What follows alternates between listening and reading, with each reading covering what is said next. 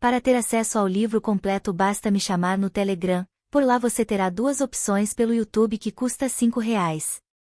Ou pelo Telegram que custa R$ 12 mensalmente, lembrando que você só renova se quiser, mas por lá também você terá acesso a esse e muito mais audiolivros todos os dias.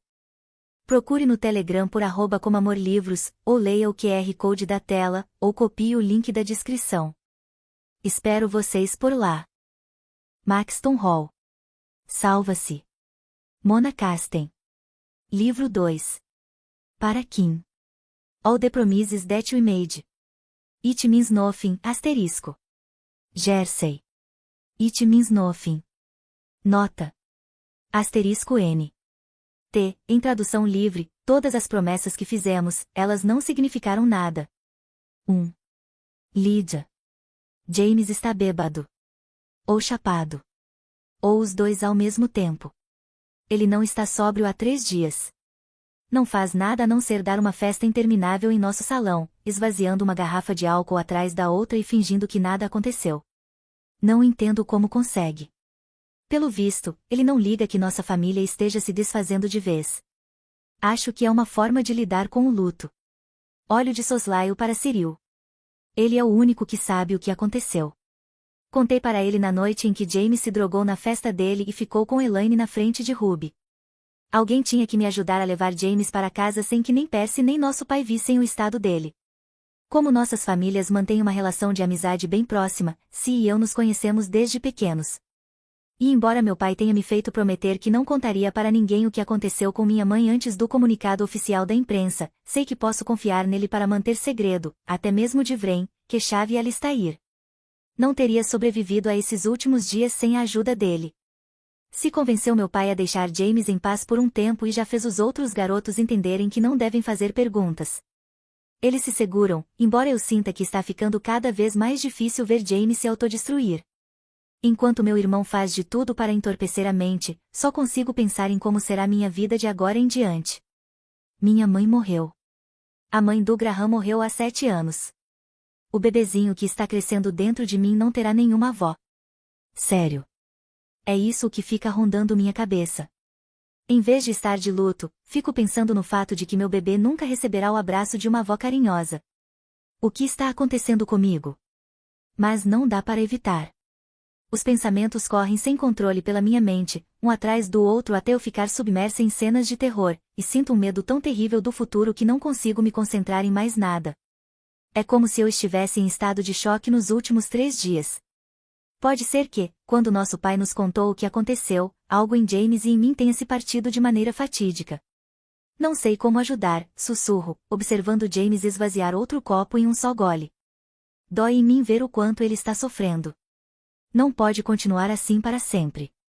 Em algum momento, terá que enfrentar a realidade. E, na minha opinião, só tem uma pessoa neste mundo que pode ajudá-lo. Mais uma vez, pego o celular e digito o número de Ruby, mas ela não atende. Queria ficar com raiva dela, mas não consigo. Se eu tivesse visto Graham com outra, também não ia querer saber dele e nem de ninguém próximo a ele. Já está ligando para ela de novo? Pergunta-se, com um olhar cético. Quando a sinto, ele franze o senho em desaprovação. A reação dele não me surpreende. Cyril acha que Ruby não é nada mais do que uma aproveitadora de olho na herança de James.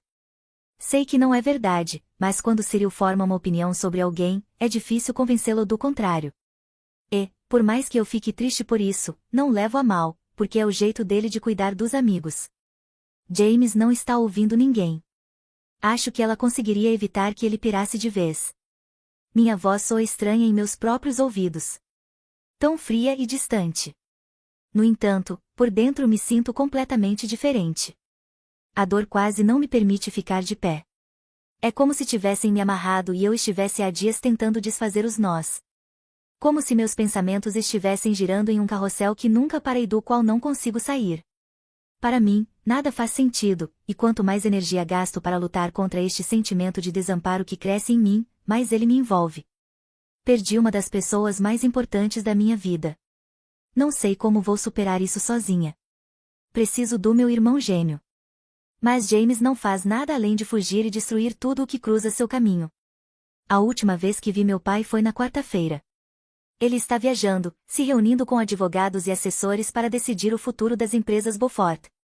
Não tenho um minuto livre para cuidar do enterro da minha mãe. Para isso, contratou uma planejadora chamada Júlia, que tem entrado e saído de nossa casa nos últimos dias como se fosse da família. Só de pensar no funeral da minha mãe, meu estômago revira. Fico sem ar, os olhos começam a arder. Eu me viro depressa, mas Cyril percebe. Lídia, sussurra e pega minha mão com gentileza.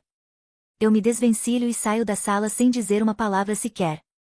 Não quero que os caras me vejam chorar. Vai chegar uma hora em que não vão conseguir se conter e, apesar das advertências de Cyril, começarão a fazer perguntas. Ninguém é idiota. James nunca agiu dessa forma.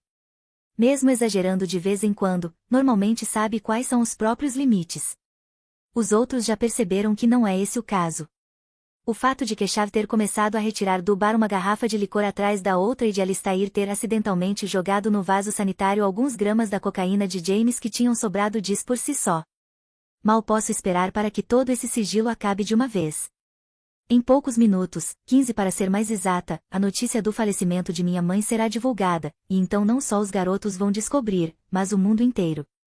Já imagino as manchetes, e os jornalistas na porta de casa e da escola. Fico enjoada e tropeço pelo corredor até chegar na biblioteca. O brilho fraco das lâmpadas ilumina as estantes numerosas, onde repousam exemplares nobres com capa de couro. Me apoio nas estantes enquanto atravesso o cômodo, os joelhos fracos. Ao fundo, perto da janela, há uma poltrona de veludo bordô. Desde criança, sempre foi meu lugar favorito nesta casa.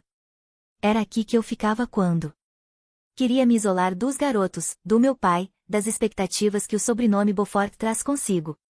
A visão deste cantinho de leitura me leva a derramar ainda mais lágrimas. Me sento na poltrona, dobro as pernas e as abraço. Então, afundo o rosto nos joelhos e choro em silêncio. Tudo ao meu redor parece irreal. Como se fosse um pesadelo do qual poderia despertar se me esforçasse o bastante. Queria voltar para o verão, há 1 ano e meio, quando minha mãe ainda estava viva e Graham me abraçava sempre que eu estava triste. Enquanto seco os olhos com uma das mãos, tiro o celular do bolso da calça com a outra. Ao desbloquear a tela, vejo que o rímel manchou as costas da minha mão. Vou para os contatos.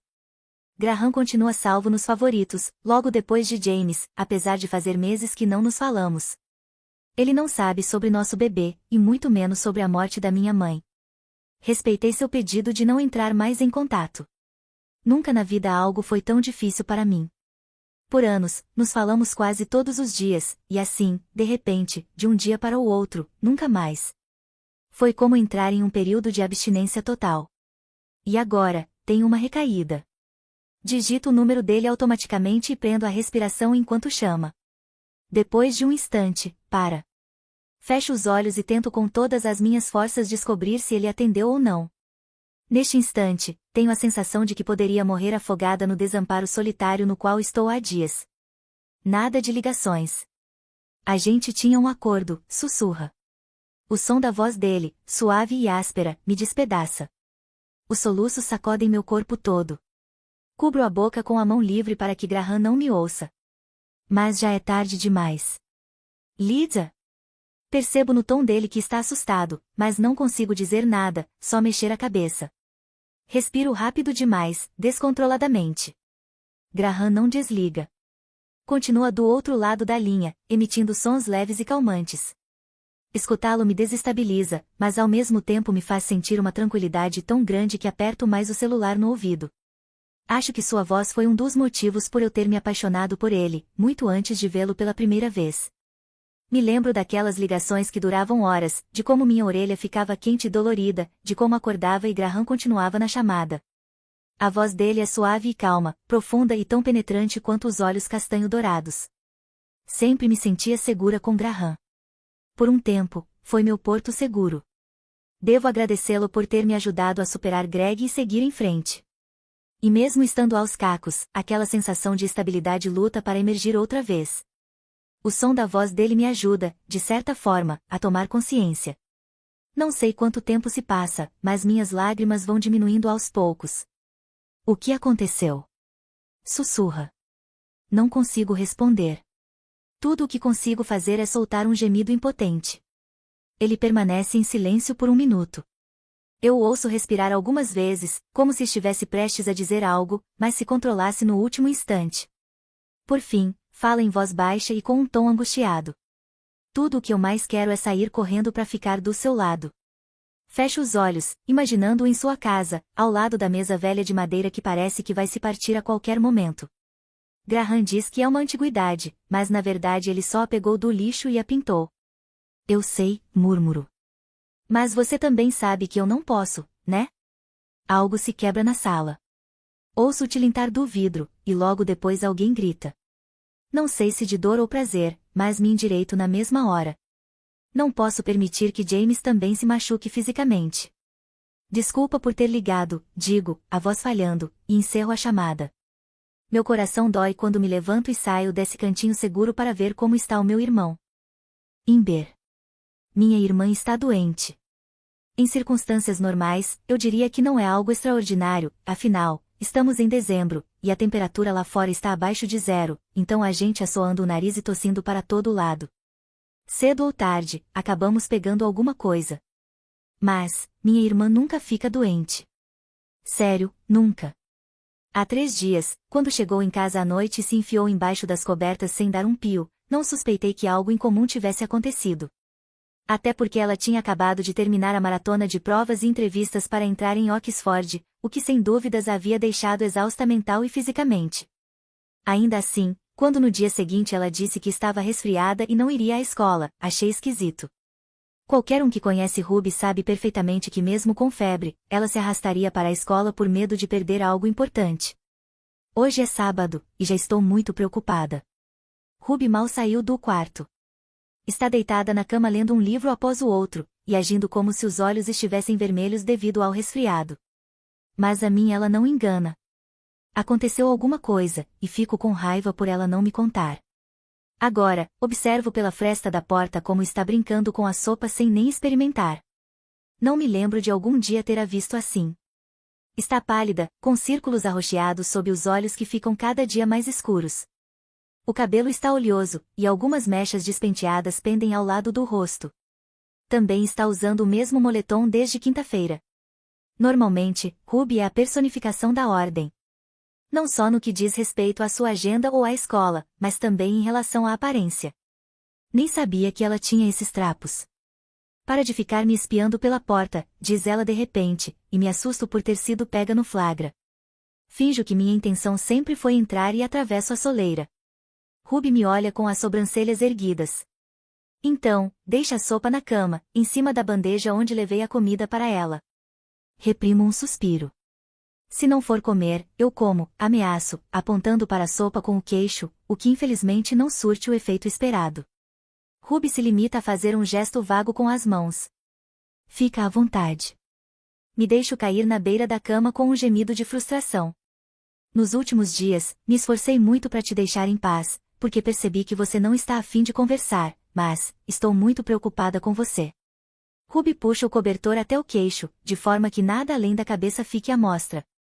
Seu olhar está desfocado e triste, como se o que aconteceu estivesse pesando de uma vez só, com todas as forças. Mas então ela pisca e volta para o mundo real, ou pelo menos finge que sim. Desde quarta-feira, ela está com um olhar estranho. Como se estivesse presente de corpo, mas a mente estivesse em outro lugar. Só estou resfriada. Logo passa, responde em uma voz impassível, como aquelas robóticas sem vida que usam nos alto-falantes do metrô ou que respondem quando se liga para o serviço de atendimento ao cliente, como se fosse uma máquina. Ruby vira o rosto para a parede e se cobre ainda mais com o cobertor, um sinal incontestável de que a conversa terminou. Solto um suspiro e me preparo para me levantar outra vez quando a luz acesa do celular na mesa de cabeceira chama minha atenção. Me inclino de leve para ver a tela. A Lynn está te ligando, aviso em um sussurro. E daí? A resposta soa abafada. Com o senho franzido, observo a chamada ser interrompida, e pouco depois aparecer a notificação de chamadas perdidas. Já chegou a 2 dígitos. Ela já te ligou mais de 10 vezes, Ruby. O que quer que tenha acontecido, você não vai poder fugir para sempre. Ela apenas solta um grunhido. Minha mãe disse para dar um tempo para ela, mas cada dia que passa fica mais difícil ver como Ruby está sofrendo. Não é preciso ser um gênio para somar 2 mais 2 e chegar à conclusão de que provavelmente James e seus amiguinhos tiveram algo a ver com isso. No entanto, pensava que o assunto Beaufort já estivesse resolvido. O que será que aconteceu? E quando? Tentei analisar a situação da mesma forma que Ruby faria se estivesse no meu lugar, fazendo uma lista mental. Item Ruby foi para Oxford fazer as entrevistas. Item quando voltou, estava tudo bem. Item à tarde, Lydia Beaufort apareceu na nossa porta e Ruby saiu com ela. Item então, tudo mudou, Ruby se trancou e não conta nada para ninguém. Item por quê? Ok. A lista de Ruby provavelmente seria mais bem estruturada, mas pelo menos coloquei os acontecimentos de maneira lógica e sei que, o que quer que tenha acontecido, foi na tarde de quarta-feira. Mas para onde Lydia levou a minha irmã? De Ruby, que agora só está com a raiz do cabelo descoberta, volto minha atenção para o celular. Suponho que não sentirá falta dele, tenho quase certeza. Se precisar de qualquer coisa, estou aqui do lado, digo, embora saiba que ela não vai recorrer à minha oferta. Assim, me levanto com um suspiro exagerado e pego o celular dela em um piscar de olhos. Escondo na manga do meu suéter folgado de tricô e vou para o meu quarto na ponta dos pés. Ao fechar a porta atrás de mim silenciosamente, suspiro de alívio e, no mesmo instante, sinto remorso. Olho para a parede, nervosa, como se Ruby pudesse me ver da cama. Talvez nunca mais fale comigo quando descobrir que invadi a privacidade dela. Porém, minha obrigação de irmã é encontrar uma forma de ajudá-la, certo? Vou à minha escrivaninha e me sento na cadeira, que rende. Depois, pego o celular da manga. Minha irmã não diz nada sobre o que acontece com ela na escola, mas claro que sei com que tipo de gente ela se envolve em Maxton Hall, garotos e garotas cujos pais são aristocratas, atores, políticos e empresários, pessoas tão influentes no nosso país que não é estranho ouvir seus nomes nos jornais. Já faz um tempo que sigo alguns colegas de Ruby no Instagram e me informo dos boatos que circulam a respeito deles. A simples ideia do que aquelas pessoas podem ter feito com a minha irmã embrulha meu estômago. Hesito por alguns segundos, e em seguida desbloqueio o celular de Ruby e abro o histórico de chamadas. Lynn não foi a única a tentar ligar para ela, um número que não está salvo nos contatos aparece várias vezes. Sem pensar muito, ligo para Lynn, ela é a única pessoa da escola sinistra de Ruby que pelo menos conheço pessoalmente. Hesitante, levo o aparelho à orelha. Ouço um toque, e ela atende na mesma hora. Ruby, diz Lynn entre suspiros. Finalmente. Como você está? Lynn, sou eu, a Ember, interrompo antes que ela continue falando. Ember? O quê? A Ruby não anda muito bem. Ela fica quieta por um instante. Então, diz devagar. Dá para entender, depois do que aconteceu. O que aconteceu? Respondo de maneira automática. O que foi que rolou, Lynn? A Ruby não me conta nada, e eu estou morrendo de preocupação. O Beaufort fez alguma coisa com ela? Se sim, eu vou até aquele imbecil e... Ember. Agora, é ela quem me interrompe. Do que você está falando? Franzo a testa. Como assim? Na quarta-feira, a Ruby me mandou mensagem falando que tinha feito as pazes com o James Beaufort. E hoje fiquei sabendo que a mãe dele faleceu na segunda-feira passada. 2. Ruby. Ember bate na minha porta outra vez. Queria ter energia para mandá-la embora. Entendo a preocupação, mas não estou em condições de fingir nem de falar com ninguém. Nem mesmo com minha irmã. Ruby, a Lynn está no telefone. Com o senho franzido, afasto o cobertor do rosto e me viro. Ember está à frente da cama, o celular na mão estendida. Aperto os olhos. É o meu celular. E o nome de Lynn brilha na tela. Você pegou meu celular? Pergunto, cansada. Sinto que a indignação tenta brotar em mim, mas desaparece na mesma velocidade com que surge. Nos últimos dias, meu corpo tem agido como um buraco negro, devorando qualquer emoção antes que tenha a oportunidade de emergir. Não há nada que me afete de fato, nada que eu tenha vontade de fazer. Levantar da cama é tão cansativo quanto correr uma maratona, e não desço a escada há 3 dias. Desde que entrei em Maxton Hall, não havia perdido uma aula sequer, mas a ideia de tomar banho, me vestir e passar de 6 a 10 horas rodeada de gente acaba comigo. Sem contar que não suportaria ver James. Eu provavelmente murcharia feito uma flor. Ou começaria a chorar. Fala que eu ligo de volta, murmuro. Minha voz está áspera, porque quase não falei nos últimos dias. Amber não se move. Você devia falar com ela agora. Mas eu não quero falar com ela agora. O que eu quero é um pouco de tempo para poder me reerguer. 3 dias não são o bastante para encarar Lynn e suas perguntas. Na quarta-feira, mandei uma mensagem curta para ela. Lynn não sabe exatamente o que aconteceu entre mim e James em Oxford, e não tenho forças para contar agora. Nem o que aconteceu depois. O que eu mais queria fazer é esquecer a semana passada e agir como se nada tivesse mudado. Infelizmente, isso não é possível, porque não consigo nem me levantar da cama. Anda, Ruby, por favor, insiste em Amber. Não sei por que você está tão triste, nem porque não me explica nada, mas a Lynn acabou de me contar uma coisa. E acho que vocês realmente precisam conversar. Lanço um olhar sombrio para Amber, mas vejo em sua expressão determinada que não tenho escolha.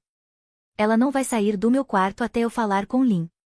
Em alguns aspectos, somos muito parecidas, e a teimosia é, sem dúvida, um deles. Estendo o braço a contragosto e pego o celular. Lynn. Ruby, meu anjo, a gente precisa conversar urgente. Pelo tom de sua voz, ela sabe o que aconteceu. Sabe o que James fez. Sabe que partiu meu coração com as 2 mãos, jogou-o no chão e o pisoteou. E se Lynn sabe, tenho certeza de que o resto da escola também. Não quero falar sobre o James, aviso, a voz rouca. Não quero falar sobre ele nunca mais, entendeu? Lynn fica quieta por um instante. Então, respira fundo. A Amber me contou que na quarta à tarde você saiu com a Lydia. Não respondo, me limito a segurar a borda do cobertor. Foi quando você ficou sabendo?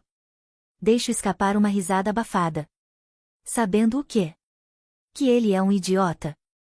Lynn solta um suspiro. A Lydia não te contou nada mesmo? O que ela devia ter me contado? Pergunto, hesitante. Ruby, você leu a mensagem que eu te mandei? Seu tom de voz é tão cauteloso que sinto um calafrio. Engulo em seco. Não. Não olho o celular desde quarta-feira. Lynn respira fundo outra vez. Então você ainda não sabe. O que eu ainda não sei? Ruby, você está sentada? Me ajeito na cama. Ninguém faz essa pergunta se algo terrível não tiver acontecido. De repente, uma imagem muito mais horrível substitui a de James com Elaine, drogado na piscina. James ferido após um acidente. James no hospital. O que aconteceu? Consigo perguntar. A Cordélia Beaufort morreu na segunda-feira. Preciso de alguns segundos para assimilar o que Lynn acabou de me dizer. A Cordélia Beaufort morreu na segunda-feira. Um silêncio insuportável recaiu sobre nós. A mãe de James está morta. Desde segunda. Me lembro dos nossos beijos ardentes, das mãos dele deslizando incansavelmente pelo meu corpo e da sensação incrível de tê-lo dentro de mim. Era impossível James ter descoberto naquela tarde, naquela noite. Ele não saberia fingir tão bem. Não, Lydia e ele devem ter descoberto na quarta. Ouço Lynn falar, mas sou incapaz de me concentrar nas palavras dela. Estou ocupada demais me perguntando se, por 2 dias, Mortimer Beaufort escondeu dos próprios filhos que a mãe deles havia morrido. E se foi assim, como será que James e Lydia se sentiram quando chegaram em casa e ouviram a notícia? Me vêm à mente os olhos inchados e vermelhos de Lydia parada em frente à minha porta perguntando se James estava aqui. A expressão vazia e impassível de James ao me olhar. E o momento em que pulou na piscina e destruiu tudo o que havia se formado entre nós na noite anterior. Uma palpitação dolorosa se espalha pelo meu corpo. Tiro o celular do ouvido e coloco no alto-falante. Verifico minhas mensagens. Abro-as de um número desconhecido. 3 mensagens não lidas. Ruby. Sinto muito. Posso te explicar tudo. Por favor, volta para a casa do Cyril. Ou me diz onde você está.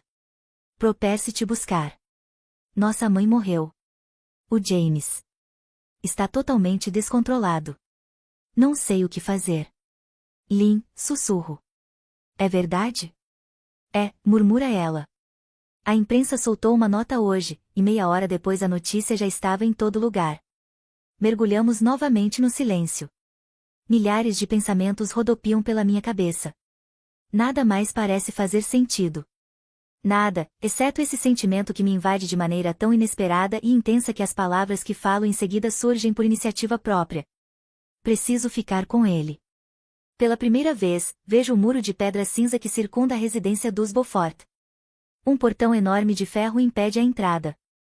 Em frente a ele, dezenas de pessoas se empurram com câmeras e microfones em mãos. Abutres, diz Lynn, parando o carro a poucos metros deles. Os jornalistas se viram e avançam para cima de nós na mesma hora. Lynn se inclina para a frente e aperta o botão que trava as portas do carro. Fala para Lydia abrir o portão pra gente.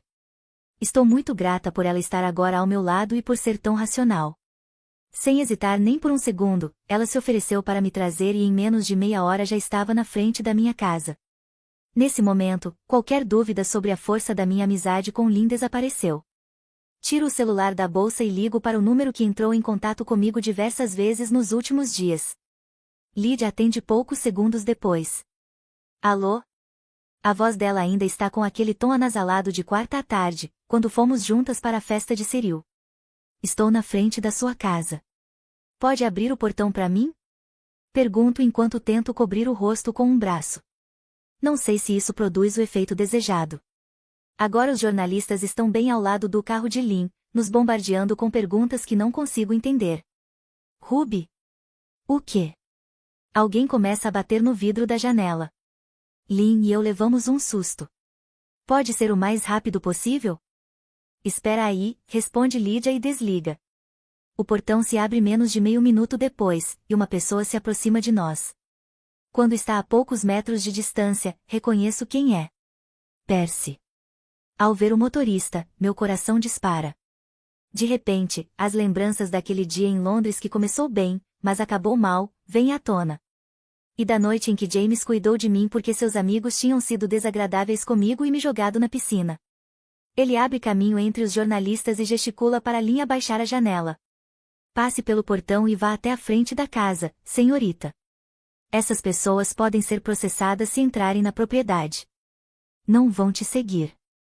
Lynn assente, depois que Percy consegue fazer com que os repórteres nos deixem passar, conduz o carro pelo vasto terreno. A entrada, em termos de largura e comprimento, lembra uma estrada rural, cercada por uma área verde semelhante a um parque coberto pela geada. Ao longe, vejo uma mansão enorme.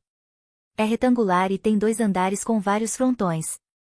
O telhado de ardósia cinza de 4 águas é tão lúgubre quanto o resto da fachada, construída em tijolo, mas revestida de granito.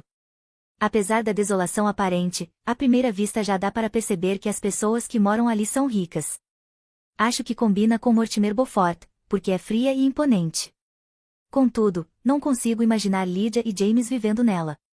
Lynn passa pelo átrio e para o carro atrás de um esportivo preto que está na lateral da casa, em frente à entrada de uma garagem. Quer que eu entre com você? Pergunta ela, e eu assinto. O ar está frio quando saímos do veículo e corremos em direção à escada frontal. Pouco antes de chegarmos ao primeiro degrau, agarro Lynn pelo braço. Minha amiga se vira para mim e me olha com curiosidade. Obrigada por me trazer até aqui, digo, nervosa. Não sei o que me espera nesta casa. Ter Lynn ao meu lado afasta alguns dos meus medos e me faz um bem indescritível. Há pouco mais de 3 meses, isso teria sido impensável. Naquela época, havia um limite claro entre minha vida pessoal e a vida na escola, e eu não tinha contado nada da minha vida para Lynn. Tudo isso mudou. Principalmente por causa de James. Estou aqui sempre que precisar. Ela pega minha mão e aperta de leve. Obrigada, sussurro. Lynn acena com a cabeça, e subimos as escadas. Lydia abre a porta antes que tenhamos a oportunidade de tocar a campainha. Parece tão confusa quanto estava há 3 dias. E agora sei o motivo. Eu sinto muito mesmo, Lydia, digo. Ela morde o lábio inferior e olha para o chão. Neste momento, não ligo para o fato de não nos conhecermos muito bem ou de não sermos amigas. Subo o último degrau rapidamente e a abraço. Seu corpo começa a tremer quando fecho os braços ao redor dela, e é inevitável me lembrar da última quarta-feira. Se soubesse o que tinha acontecido e o quanto ela estava mal, não a teria deixado sozinha de jeito nenhum. Sinto muito, sussurro outra vez. Lydia crava os dedos nas minhas costas e deixa a cabeça cair sobre meu ombro. Eu a seguro com força e acaricio as costas dela enquanto suas lágrimas encharcam meu suéter. Não consigo imaginar pelo que está passando agora. Se minha mãe morresse, não sei como lidaria. Nesse meio tempo, Lynn fecha a porta da casa em silêncio. Seu olhar encontra o meu quando para poucos metros de distância de nós. Parece tão desestabilizada quanto eu. Então, Lydia se afasta de mim. Manchas avermelhadas se espalharam por suas bochechas, e os olhos estão marejados e irritados. Ergo a mão e afasto carinhosamente alguns fios de cabelo molhados do rosto dela. Posso te ajudar com alguma coisa? Pergunto com cautela. Ela nega com a cabeça. Só faz com que meu irmão volte a ser ele mesmo. Ele está descontrolado. Sua voz está rouca e áspera de tanto chorar, e limpa a garganta para poder continuar falando. Nunca tinha visto ele assim. Sei que está desmoronando e não sei, simplesmente não sei como ajudar. Ao ouvir essas palavras, meu coração dispara. O desejo que sinto de ver James e abraçá-lo como fiz com Lydia é avassalador, embora eu tema nosso encontro. Cadê ele? Cyril e eu o levamos para o quarto dele. Ele já tinha desmaiado. Estremeço ao ouvir essas palavras. Posso te levar lá, se quiser, continua a dizer, apontando com o queixo para a escada que leva ao andar superior. Me viro para Lynn, mas minha amiga faz que não com a cabeça. Te espero aqui. Vai você. Os garotos estão lá no fundo, na sala, se quiser ficar com eles. Já volto, diz Lydia, apontando com a cabeça para o outro lado do hall de entrada, onde um corredor leva para os fundos da casa. Agora, consigo ouvir a música baixa que parece vir de lá. Lynn hesita por um instante, mas logo assente. Lydia e eu subimos juntas pela ampla escadaria marrom escura. No percurso, percebo que a casa dos Beaufort é muito mais aconchegante do que parece do lado de fora. O hall de entrada é bem iluminado e agradável. Embora não tenha fotos da família penduradas nas paredes, como em nossa casa, pelo menos não há pinturas a óleo em molduras douradas dos membros da mesma linhagem falecidos há séculos, como na casa dos Vega. As pinturas que se veem aqui são coloridas e impressionistas, e embora não causem qualquer tipo de emoção pessoal específica, dão à casa uma atmosfera sugestiva. Uma vez que chegamos no andar de cima, entramos em um corredor mais escuro e tão longo que me pergunto o que se esconde atrás de cada porta. E como é possível que apenas uma família mora aqui? Chegamos, diz Lydia de repente, em voz baixa, parando em frente a uma grande porta. Nós duas olhamos para cima por um momento, e então ela se vira para mim. Sei que é pedir muito, mas tenho a sensação de que agora é a hora que ele mais precisa de você. Mal consigo organizar meus pensamentos e emoções. É como se meu corpo soubesse que James está atrás da porta, e isso me atrai como um imã. Embora eu não saiba como Lydia espera que eu o ajude, quero estar ao lado dele para apoiá-lo. Lydia toca em meu braço. Ruby. Não aconteceu mais nada entre o James e a Elaine, só aquele beijo. Fico tensa. Na mesma hora, o James saiu da piscina e se deitou no sofá. Eu sei que pode ser cruel, mas... Lydia, interrompo. Não era ele. Nego com a cabeça. Não foi por isso que eu vim. Neste momento, não posso pensar nisso. Porque se me permitir pensar em James e Elaine, a raiva e a decepção vão pesar mais, e não sei se serei capaz de cruzar a porta. Não consigo falar sobre isso agora. Por um instante, parece que Lydia está prestes a responder, mas por fim ela se limita a suspirar. Só queria que você soubesse. Em seguida, se vira e faz o caminho de volta pelo longo corredor. Meu olhar a segue até que ela chegue à escada, onde a luz se projeta generosamente em um tapete caro. Quando desaparece por completo de meu campo de visão, me volto para a porta outra vez. Acho que nunca na vida algo foi tão difícil para mim quanto segurar essa maçaneta. Ao colocar os dedos nela, percebo que está gelada, e meu corpo estremece quando a giro, hesitante, e a porta se abre. Prendendo a respiração, paro na soleira da porta de James. É um quarto com pé direito alto e certamente corresponde a toda a área do andar de cima da nossa casa, que é pequena e geminada. À minha direita, há uma mesa e uma cadeira de couro marrom. À esquerda, a parede está coberta de estandes repletas de livros e cadernos, e entre eles, em alguns pontos, esculturas que me lembram das que vi na filial da Beaufort. Além da porta pela qual entrei, há outras duas, uma de cada lado do cômodo. São de madeira maciça, e imagino que uma leve ao banheiro, e a outra, um pouco menor, ao closet de James. No meio do quarto, há um sofá, uma mesa de centro em cima de um tapete persa e uma poltrona. cruzo o quarto silenciosamente. Uma cama enorme fica centralizada em frente à porta, do outro lado do cômodo. Dos dois lados da cama, há grandes janelas, mas as cortinas estão quase fechadas por completo, de modo que a luz se projete no chão apenas através de duas frestas. Logo depois, vejo James. Ele está na cama, um cobertor cinza escuro cobrindo boa parte do corpo. Me aproximo com cautela até conseguir distinguir seu rosto. Perco o fôlego. Achava que ele estaria dormindo, mas seus olhos estão abertos. E seu olhar faz um arrepio subir pela minha coluna. Os olhos de James, que costumam ser tão expressivos, carecem de vida. Seu rosto está completamente lívido. Dou mais um passo na direção dele. Ele não reage, não dá sinais de ter notado minha presença. As pupilas estão dilatadas de forma pouco natural, e o cheiro de álcool pesa no ar. Na mesma hora, me recordo da tarde de quarta-feira, mas deixo as lembranças de lado. Não vim aqui para pensar na dor que estou sentindo. Vim porque James perdeu a mãe. Ninguém deveria suportar isso sozinho. Muito menos alguém que, apesar de tudo, é tão importante para mim. Sem perder mais tempo, acabo com o resto da distância que nos separa e me sento com cuidado na beira da cama. Oi, James, sussurro. Ele estremece como se tivesse sofrido uma queda dolorosa em um sonho. Em seguida, vira um pouco a cabeça para mim. Dá para ver olheiras escuras sob seus olhos, e o cabelo cai desgrenhado na testa. Os lábios estão ressecados e, em alguns lugares, rachados. Parece que só está ingerindo álcool há dias. Quando beijou Elaine, desejei tudo de pior para ele, simples assim. Desejei que alguém o machucasse tanto quanto ele me machucou. Queria vingar meu coração ferido.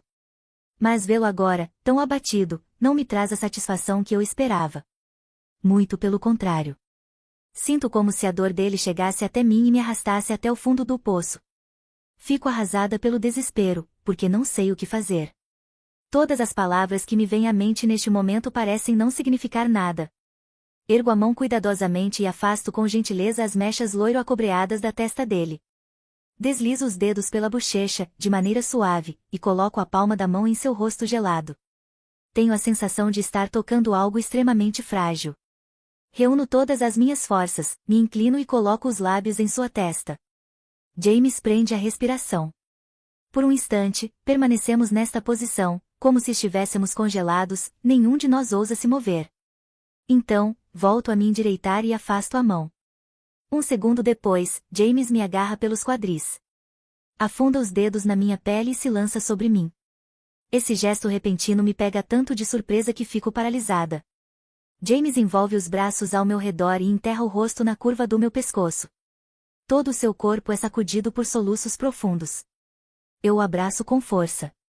Não posso dizer nada agora. Não consigo sentir seu luto e não quero fingir o contrário. Em um momento como esse, o que posso fazer é prestar meu apoio. Posso acariciar as costas dele e compartilhar seu choro.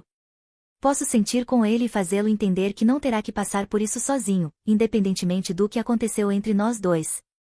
E enquanto James chora em meus braços, percebo que analisei a situação de uma maneira completamente equivocada. Achei que, depois do que ele fez comigo, conseguiria apagá-lo de minha vida em um piscar de olhos. Esperava me distanciar dele o mais rápido possível.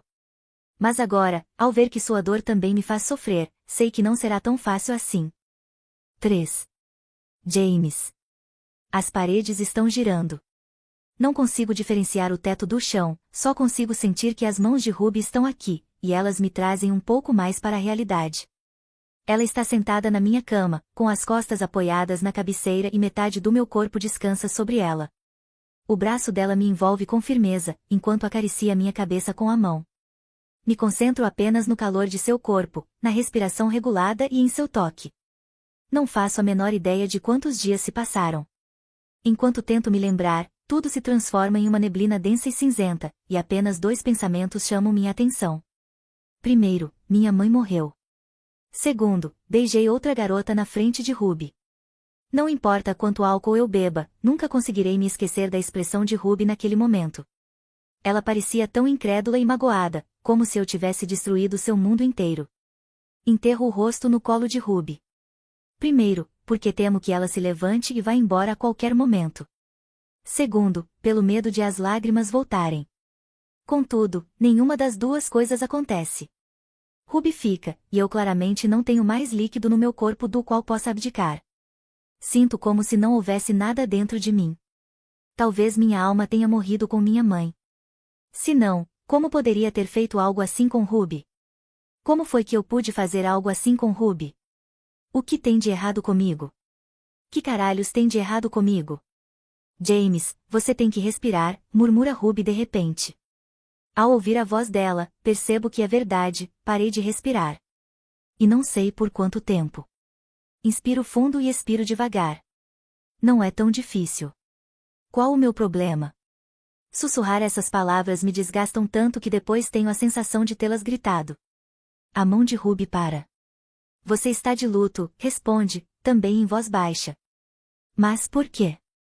Há pouco, tinha me esquecido de respirar, agora, minha respiração acelera. Me sento abruptamente. Meu peito dói, assim como minhas extremidades, como se eu tivesse praticado algum esporte. Entretanto, tudo o que fiz nos últimos dias foi reprimir tudo o que aconteceu. Por que o quê? O olhar dela é caloroso, e me pergunto como consegue me encarar desse jeito. Porque estou triste. Eu nem amava minha mãe tanto assim. Quando termino de pronunciar essas palavras, fico quieto. Sério que eu acabei de falar isso? Ruby agarra minha mão e a segura com força. Você perdeu sua mãe. É normal ficar arrasado quando alguém que é tão importante pra gente morre. Ela não parece tão confiante e convencida como de costume. Acho que ela mesma não sabe como se portar em uma situação dessas. Mas o fato de, apesar de tudo, estar aqui, tentando me apoiar, é como um sonho para mim. Talvez seja mesmo. O que aconteceu? Sussurra ela de repente, levantando minha mão direita com cuidado. Sigo seu olhar. Os nós dos meus dedos ainda estão ensanguentados onde a pele rasgou, e o resto está cheio de manchas vermelhas e roxas. Talvez não seja um sonho. E se for, é um muito realista. Bati no meu pai. As palavras emergem de meus lábios sem que eu pense nelas antes. Não sinto nada quando as pronuncio. Essa é outra coisa que há de errado comigo. Afinal, qualquer pessoa mais ou menos normal sabe que nunca deve levantar a mão para os próprios pais. Mas na hora em que meu pai nos falou que nossa mãe tinha morrido, com aquele tom tão frio e indiferente, não consegui aguentar. Ruby leva minha mão aos lábios, pressionando-os no dorso. Meu coração começa a bater mais rápido, e um tremor percorre todo o meu corpo. O toque dela me acalma, embora sua ternura me destrua. Tudo me parece falso e autêntico ao mesmo tempo. Meus pais me ensinaram desde pequeno que não deveria revelar minhas emoções. Caso contrário, os outros poderiam me conhecer e descobrir meus pontos fracos. Quando demonstramos nossas fraquezas, podem nos atacar, e isso é algo que o gestor de uma grande empresa não pode se permitir. Mas não me prepararam para uma situação como essa. O que fazer quando se perde a mãe aos 18 anos? Para isso, só encontrei uma solução: tentar esquecer a verdade com álcool e drogas e agir como se nada tivesse acontecido. Contudo, agora que Ruby está ao meu lado, não tenho certeza de que devo continuar me comportando assim. Lanço um olhar para seu rosto, passando pelo cabelo meio bagunçado até chegar ao pescoço. Me lembro perfeitamente da sensação de encostar os lábios naquela pele macia. Como foi maravilhoso abraçá-la. Estar dentro dela. Agora, ela parece tão triste quanto eu. Não sei se apenas por causa da minha mãe ou por todo o mal que a causei. Mas de uma coisa eu sei, Ruby não merecia que eu me comportasse dessa forma. Sempre fez com que eu sentisse capaz de conseguir qualquer coisa. E não importa o que tenha acontecido, eu nunca deveria ter deixado Elaine me beijar para provar a mim mesmo e a todo mundo que sou um babaca insensível que ignora tudo, até a morte da mãe. Afastar Ruby desse modo foi covardia. E o pior erro que cometi na vida. Me desculpa, digo com a voz rouca. Minha garganta está dormente, e preciso fazer muito esforço para falar. Sinto muito pelo que eu fiz. Todo o corpo de Ruby se retesa. Alguns segundos se passam, e ela permanece imóvel. Acho que até prendeu a respiração. Ruby. Ela faz que não. Não. Não estou aqui para isso. Eu sei que cometi um erro. James, para, sussurra ela com veemência. Sei que você não tem motivo nenhum para me perdoar. Mas eu. A mão de Ruby está trêmula quando solta a minha. Então, ela se levanta da cama. Primeiro, alisa o suéter e depois arruma a franja para baixo. É como se quisesse recompor a aparência externa bem cuidada, que por 2 anos me passou despercebida. Mas coisas demais já aconteceram entre nós. Nada poderia fazer com que ela voltasse a ser invisível aos meus olhos. Agora não dá, James, murmura. Sinto muito. Depois, atravessa meu quarto. Ela nem sequer se vira ou olha para mim quando sai do cômodo, fechando a porta silenciosamente atrás de si. Aperto os dentes quando meus olhos voltam a arder e meus ombros começam a tremer. Asterisco, asterisco, asterisco. Não sei quanto tempo fiquei na minha cama encarando a parede, mas em dado momento me levanto com esforço e saio dela. Lá fora, já escureceu há muito tempo, e me pergunto se os caras ainda estão aqui. Pouco antes de entrar no salão, ouço-os falar em voz baixa. A porta está entreaberta, e coloco a mão na maçaneta. Isso não é normal, murmura Alistair. Se ele continuar assim, vai acabar em coma alcoólico. Não sei por que ele não fala com a gente. Eu, na situação dele, também não teria vontade de falar, diz Keshav. Fico surpreso que justo ele esteja falando isso. Mas você conhece os seus limites. No caso do James, eu já não tenho mais certeza. Provavelmente a gente não devia ter deixado ir tão longe, intervém Vren. A verdade é que, até ontem, eu achava que ele só queria comemorar a visita a Oxford. Eles ficam alguns segundos em silêncio, mas logo Vren continua. Se ele não quiser falar, a gente vai ter que aceitar. Alistair bufa.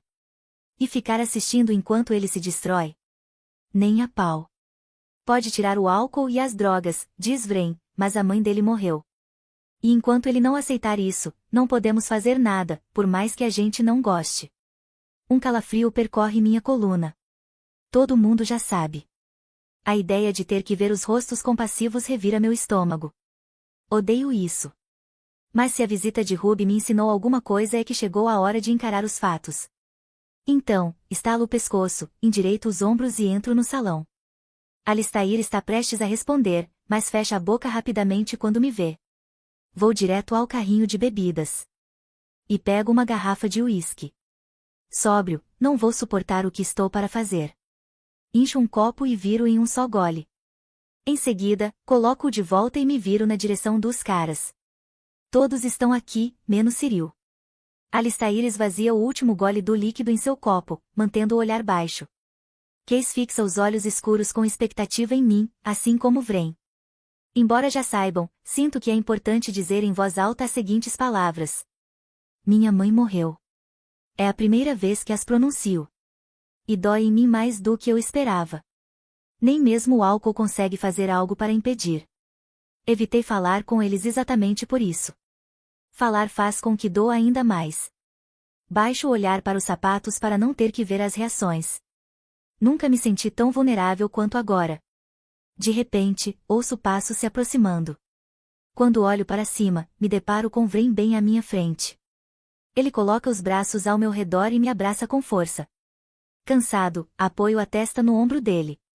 Meus braços pesam como se fossem feitos de chumbo e sou incapaz de retribuir o abraço. Mesmo assim, Vren não me solta. Pouco depois, Case e Alistair também se aproximam e colocam as mãos nos meus ombros. Neste momento, palavras são desnecessárias, especialmente porque o nó na garganta me impediria de emitir qualquer som. Levo um tempo para me recompor. Em certo momento, Vren me leva até o sofá enquanto Alistair me oferece, em silêncio, um copo de água. Que merda, comenta Alistair, se sentando ao meu lado. Fico muito triste com isso, James. Não consigo olhar para ele e nem falar qualquer coisa, apenas me limito a sentir. O que aconteceu? Pergunta Case algum tempo depois. Hesitante, tomo um gole. A água gelada, para minha surpresa, me faz bem. Ela teve um derrame enquanto estávamos em Oxford. Silêncio. Parece que prenderam a respiração. Já sabiam que minha mãe havia morrido, mas está claro que essa informação é nova para eles. Meu pai contou quando nós voltamos. Não queria que nossas entrevistas dessem errado. Ao me lembrar da conversa com meu pai, um arrepio percorre meu corpo. Olho para minha mão machucada, cerro o punho e abro novamente. Vren coloca uma mão no meu ombro. A gente achou que tinha acontecido algo de ruim mesmo, murmura. Nunca tinha te visto assim. Mas a Lídia não contou nada, e você estava quase inacessível. Keshav limpa a garganta. Hoje à tarde, a Beaufort divulgou um comunicado à imprensa. Foi quando a gente descobriu. Engulo em seco. Eu só não queria pensar em nada. Tudo bem, James, diz Vrain, baixinho. E tinha medo de dizer, porque aí se tornaria verdade. Por fim, ergo o olhar e vejo os rostos emocionados de meus amigos. Os olhos de Keshav brilham de maneira suspeita, enquanto as bochechas de Alistair estão pálidas. Eu nem lembrava que os meninos conheciam minha mãe desde pequenos, nem imaginava que a notícia da morte dela provavelmente também os afetaria. Entendo, de repente, como minha reação foi egoísta. Não ignorei apenas a realidade e magoei Ruby, mas com as minhas atitudes, também afastei meus amigos e Lídia de mim. Você vai conseguir passar por isso. Vai conseguir, afirma Vrain. Sigo seu olhar e encontro Cyril e Lídia de pé, na soleira da porta. As bochechas e os olhos da minha irmã estão vermelhos. Tenho certeza de que estou com o mesmo aspecto que ela. Independentemente do que você está sentindo agora, você não está sozinho. Estamos com você, beleza? Declara Vrain, apertando meu ombro. Seus olhos castanhos mostram seriedade e determinação. Beleza, digo, embora não tenha ideia de se devo acreditar. 4. Lídia. Percy aparece no corredor quando estou vestindo o colar de pérolas da minha mãe. Está pronta, senhorita? Pergunta, parando a alguns passos de distância. O Sr. Beaufort e seu irmão já estão esperando no carro. Não respondo. Em vez disso, fecho o colar e verifico uma última vez se o coque está bem preso. Então, abaixo as mãos devagar. Olho minha imagem no espelho. A planejadora funerária que meu pai contratou não apenas organizou tudo, mas também se preocupou em conseguir uma estilista para vestir meu pai, James e eu hoje. Um rímel à prova d'água vai te ajudar a passar pelo dia, querida, sussurrou a jovem. Por um breve momento, considerei a ideia de passar as duas mãos pelos olhos, ainda úmidos pela maquiagem, para destruir o trabalho dela, mas fui interrompida pelo olhar severo do meu pai. Só por causa dele, agora meu aspecto está apresentável. Ainda mais do que apresentável. Estou com mais maquiagem no rosto do que nas sessões de fotos que fizemos para uma coleção da Beaufort. A sombra e o delineador discreto foram aplicados cuidadosamente, 3 camadas de rímel à prova d'água grudaram nos meus cílios, e meu rosto está bem contornado. Assim, minhas maçãs do rosto estão um pouco mais destacadas do que nos últimos tempos. Meu pai franziu o senho, surpreso, quando a estilista comentou como meu rosto estava arredondado. Consigo esconder a gravidez por mais 1 ou 2 meses, mas só. Quando imagino a reação da minha família, sinto como se alguém estivesse me estrangulando. Mas não deveria pensar nisso. Não hoje. Não, respondo para Percy depois de um longo momento, mas dou meia volta e sigo a passos rápidos até a saída. Ele me acompanha em silêncio. Ao passarmos pelo cabideiro, ele se prepara para me ajudar a vestir o casaco, mas me afasto. Percy me olha com tanta pena agora que não consigo suportar, então eu mesma passo os braços pelas mangas e vou embora. Todo o átrio de nossa casa está coberto de geada, que brilha sob o sol. Desço os degraus da escada de entrada com cuidado e sigo em direção à limusine preta que está estacionada ali na frente. Percy abre a porta para mim, e agradeço antes de entrar e me sentar ao lado de James no banco de trás. No carro, o clima é de completo luto. Nem James nem meu pai, que está no banco da frente, prestam atenção em mim. Estou usando um vestido tubinho preto, com mangas compridas e babados, e eles vestem ternos pretos que foram feitos exclusivamente para esta ocasião. A cor escura do tecido acentua ainda mais a palidez do meu irmão. Embora a estilista tenha se esforçado para dar um pouco de vida ao rosto dele, não teve muito êxito. No caso do nosso pai, por outro lado, a maquiagem fez milagres, suas olheiras não estão mais perceptíveis. Balanço a cabeça enquanto os observo. Minha família é uma verdadeira pilha de escombros. No trajeto até o cemitério, é como se eu estivesse embriagada. Tento imitar meu pai e meu irmão e me transportar mentalmente para outro lugar, mas a partir do momento em que freamos e Percy xinga baixinho, isso se torna impossível. A entrada do cemitério está lotada de jornalistas. Olho de soslaio para James, mas não vejo uma mínima expressão no rosto dele enquanto coloca os óculos escuros e espera que a porta do carro seja aberta. Engulo em seco e aperto o casaco em volta do corpo. Em seguida, também coloco meus óculos escuros. A presença dos jornalistas insistentes me deixa verdadeiramente desconfortável. Tento inspirar fundo pelo nariz e expirar pela boca. 2 homens do serviço de segurança contratado por Júlia nos ajudam a sair do carro. Meus joelhos fraquejam e tremulam, e quando vamos para a capela, sinto como se estivesse em estado de choque. Os jornalistas e os paparazzi gritam lá de trás, mas não entendo uma palavra sequer do que estão dizendo para além dos nossos nomes. Ignoro-os e avanço a passos rápidos, com as costas retesadas. Ao chegar na capela, os funcionários do cemitério abrem as portas para que possamos entrar sem ter que ficar esperando. A primeira coisa que vejo é o caixão, colocado em frente ao altar. É preto, e na superfície superior, polida e envernizada, se reflete a luz das lâmpadas penduradas no teto alto da capela. A segunda coisa é a mulher que está diante do caixão. O cabelo dela é tão ruivo quanto o da minha mãe, mas cai sobre os ombros em ondulações suaves. Ela também veste um casaco preto que chega até os joelhos. Tia Ofelia? Digo com a voz rouca, e dou um passo na direção dela. Ela se vira. Ofelia é 5 anos mais nova que minha mãe, e embora os traços dela sejam mais suaves e a expressão não seja tão séria, dá para ver de cara que são irmãs. Lídia. Em seus olhos, reconheço a mesma tristeza profunda que sinto há dias. Quero ir até ela e abraçá-la, mas antes que eu dê um único passo à frente, meu pai agarra meu braço. Seu olhar é frio, e ele observa primeiro tia Ofelia e depois a mim. Faz que não com a cabeça, um gesto quase imperceptível. Um sentimento doloroso se espalha pelo meu corpo. Este é o funeral da minha mãe. Talvez elas não tivessem a melhor das relações, mas eram irmãs. E tenho certeza de que minha mãe gostaria que ficássemos com ela hoje. Sem considerar meus sentimentos e ignorando minha resistência, meu pai coloca o braço em volta dos meus ombros. Não sinto como um gesto carinhoso, mas sim controlador.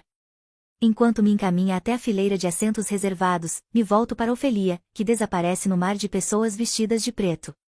A procissão fúnebre é acompanhada por uma dezena de agentes de segurança que avançam conosco e garantem que nenhum jornalista se aproxime demais. Embora a maioria tenha noção o bastante para ficar fora do caminho, alguns colocam as câmeras tão perto de nosso rosto que se estendêssemos a mão, as alcançaríamos. Depois de um tempo, olho para James, que está andando ao meu lado e olhando resignado para as costas do nosso pai.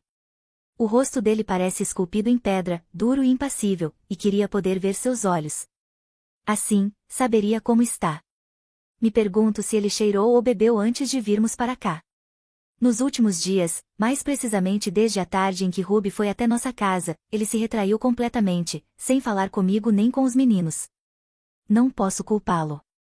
Em muitos aspectos, somos iguais. Eu também queria algo que me ajudasse a enfrentar esses dias eternos e horríveis. Me desconectei do discurso fúnebre, que parecia não acabar nunca. Se tivesse ouvido tudo o que o pastor disse sobre minha mãe, talvez eu tivesse desmaiado. Portanto, construí um muro invisível entre mim e minhas emoções, me concentrando nisso para não chorar alto. Fico pensando em como meu pai reagiria se me visse aos prantos. Tento reerguer esse muro quando paramos em frente ao túmulo da minha mãe. Olho para o buraco escuro cavado no chão e afasto diligentemente todas as emoções de mim. Por um momento, acho que funciona. O pastor volta a falar, mas não presto atenção e nem penso em nada. Mas quando o caixão desce pelo buraco, sinto de repente que o ar não chega aos pulmões. Tenho a sensação de que algo imenso e sombrio está se apoderando de mim e apertando minha garganta. Todos os pensamentos que tentei reprimir na última hora estão lutando para vir à superfície da minha consciência. O corpo sem vida da minha mãe está naquele caixão. Nunca mais vou vê-la. Ela está morta. Me sinto mal, arquejo suavemente, cobrindo a boca com a mão, e me afasto para um canto. Lydia? Ouço a voz de James ao longe. Só consigo balançar a cabeça de um lado para o outro. Tento me lembrar do que nosso pai nos avisou antes do funeral: cuidem da postura, tirem os óculos escuros por no máximo meio minuto, não chorem. Não queria acrescentar mais drama do que o necessário à cerimônia diante da imprensa. Gasto minhas últimas energias para me controlar. Tento não pensar em minha mãe. No fato de que nunca mais poderei pedir os conselhos dela. De que ela nunca mais vai levar chá no meu quarto quando eu estiver passado tempo demais sentada à mesa, estudando para a escola. De que nunca mais vai me abraçar de novo. De que nunca vai poder conhecer seu neto. De que estou completamente sozinha e que também tenho medo de perder James e meu pai, porque nossa família se desintegra um pouco mais a cada dia. Um soluço leve escapa da minha garganta. Aperto meus lábios com força para não emitir mais nenhum som. Lydia, repete James, agora com mais intensidade. Ele se aproxima de mim, de modo que nossos braços se tocam pelo tecido grosso de nossos casacos. Aos poucos, levanto os olhos. James tirou os óculos de sol e está me observando com um olhar sombrio. Descubro algo que tenho procurado desesperadamente na última semana nos olhos dele, algo que me faz lembrar de que é meu irmão e que sempre estará ao meu lado. James leva a mão ao meu rosto, hesitante. A mão dele está fria, mas é bom senti-lo acariciar minha bochecha com o polegar. Nosso pai que se foda, sussurra ele. Se quiser chorar, chora. Tá bom. Essa familiaridade nos olhos e a sinceridade nas palavras fazem com que o muro desmorone no mesmo instante. Permito que os sentimentos se tornem um ciclone, porque James está aqui para me apoiar. Coloca um braço em volta do meu ombro e me aperta contra si. Escondo o rosto no peito dele. É como estar em casa, e o peso que sinto no peito se alivia um pouco. Enquanto minhas lágrimas caem incessantemente em seu casaco, observamos juntos o caixão descer cada vez mais, até chegar ao fundo. 5. Ruby. Na quarta-feira, volto para a escola. Faltei por mais de uma semana e agora percebo as consequências. Embora no fim de semana Lynn tenha me passado suas anotações, sinto dificuldade para acompanhar as aulas. Sou chamada 2 vezes para responder perguntas na aula de história, mas não consigo dar uma resposta razoável.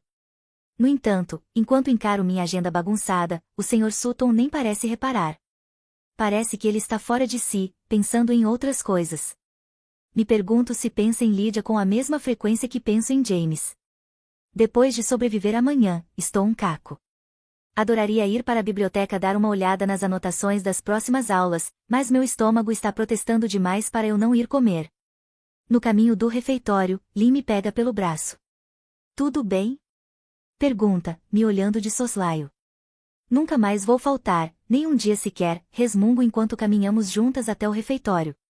Não fazer nem ideia do que o professor está perguntando é a pior sensação do mundo. Lynn bate de leve no meu braço. Mas você foi bem. No máximo semana que vem já volta ao ritmo. Ainda bem, respondo ao passo que viramos no corredor. Apesar de tudo. Deixo a frase pairando no ar. Estamos na sala principal de Maxton Hall. À minha direita está a escada que leva ao porão. A escada em que James me beijou pela primeira vez. A lembrança de como colocou a mão ao redor da minha nuca e pressionou os lábios contra os meus me invadem sem aviso prévio. Em minha mente, tudo se projeta como se fosse um filme, a boca dele deslizando na minha, as mãos me segurando, os gestos confiantes dele que fizeram meus joelhos bambearem. Mas de repente meu rosto começa a mudar, se transformando até ficar totalmente diferente. James não está mais me abraçando, mas sim Elaine, e a beija apaixonadamente. Sinto uma pontada de dor no estômago, e preciso me esforçar bastante para não me contorcer. Então, alguém empurra meu ombro e sou tragada de volta para Maxton Hall. Em vez do beijo, vejo a escada vazia que leva ao porão e pessoas indo para o refeitório. A dor no meu estômago diminui. Respiro fundo. Este dia na escola está sendo uma montanha-russa de emoções. Sempre que tudo corre bem e eu chego lá em cima, penso que tudo está normal e que vou superar, mas assim que vejo algo que me faz lembrar de James, desço às profundezas em um turbilhão de sofrimento. Ruby?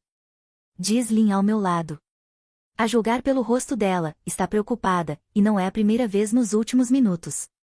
Tá tudo bem? Esboço um sorriso forçado e assinto. Lynn franze o senho, mas não insiste. Em vez disso, continua com o trabalho que tem feito a manhã inteira, me distrair. Enquanto me leva à entrada do refeitório, fala sobre os volumes do último mangá de Tsugumi Oba e Takeshi Obata que devorou. Ela se mostra tão fascinada que pego minha agenda e anoto o nome na minha lista de leituras. Assim que terminamos de comer, levamos as bandejas até o balcão de coleta. Uma garota que desconheço está parada na parede próxima de nós. Está falando com um garoto, mas se cala ao me ver. Arregala os olhos e o cutuca de lado, não de maneira muito discreta. Tento ignorar os dois. Você não é a menina que jogaram na piscina na festa do Ciril Vega? Pergunta, dando um passo em minha direção. As palavras dela me fazem estremecer. Para mim, aquela maldita piscina só está ligada a algumas lembranças ruins que eu gostaria de tirar do cérebro com uma lobotomia. Não respondo, apenas espero que a esteira continue a correr para deixar minha bandeja e dar o fora daqui. O James Beaufort te carregou para fora. Tem boatos de que você é a namorada secreta dele. É verdade? Continua ela. Tenho a sensação de que as paredes do refeitório estão encolhendo, se aproximando devagar até mim. Não tenho dúvida de que, a qualquer momento, vão me esmagar. Se fosse a namorada dele, estaria no funeral, ressalta o menino, alto o suficiente para que eu ouça. Sim, por isso eu disse secreta. Na melhor das hipóteses, é só mais uma pra conta. Você sabe que ele passa o rodo. Então um estrondo ecoa. Deixei a bandeja cair no chão. Pedaços de vidro e cerâmica preenchem o espaço ao redor dos meus pés. Olho para algumas ervilhas rolando no chão, não consigo me mover para pegá-las. Meu corpo está paralisado. Para de falar merda. Uma voz grossa ressoa ao meu lado. Em seguida, um braço passa pelos meus ombros e me leva para fora do refeitório. Às minhas costas, ouço Lynn, distante, dizendo algo, mas o dono da voz grossa continua dando passos sem cessar e me leva para longe do refeitório, parando quando chegamos na escada. Para ter acesso ao livro completo basta me chamar no Telegram, por lá você terá duas opções pelo YouTube que custa R$5.